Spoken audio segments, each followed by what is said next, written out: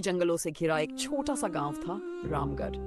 दिन में ये गांव शांत और सुंदर लगता था, लेकिन जैसे ही रात होती यहाँ का माहौल बदल जाता। गांव के बुजुर्ग हमेशा कहते थे, हर महीने की अमावस्या की रात इस गांव में कुछ जागता है। लेकिन नई पीढ़ी इन बातों पर विश्वास नहीं करती थी। शुरुआत रवि, एक शहर से आया लड़का, अपने दोस्त सुरेश के साथ रामगढ़ घूमने आया था। सुरेश ने उसे पहले ही चेतावनी दी थी, रवि आज अमावस्या है, रात को घर से बाहर मत निकलना। रवि हंसते हुए बोला, भूत प्रेत कुछ नहीं होता यार।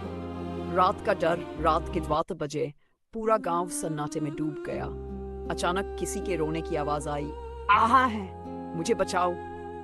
रवि चौंक गया। सुरेश डरते हुए बोला, ये वही आवाज है, हर अमावस्या को आती है। लेकिन रवि ने जिद पकड़ ली, चल देखते हैं कौन है। शापित हवेली। दोनों आवाज का पीछा करते करते गांव के बाहर एक टूटी फूटी हवेली तक पहुंच गए।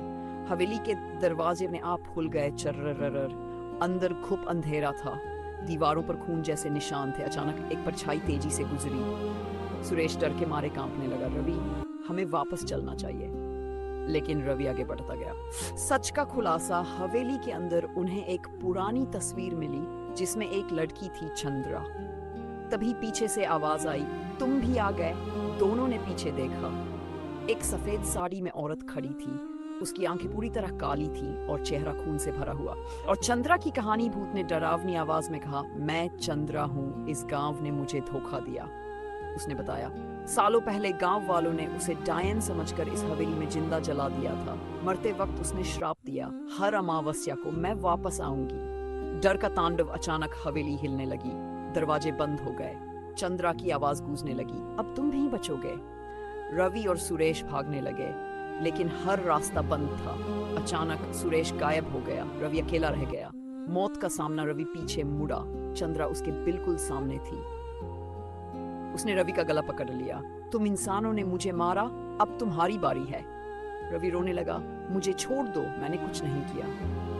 रहस्यमयी अंत। अचानक सुबह की पहली किरण आई और चंद्रा गायब हो गई। रवि बेहोश होकर गिर गया।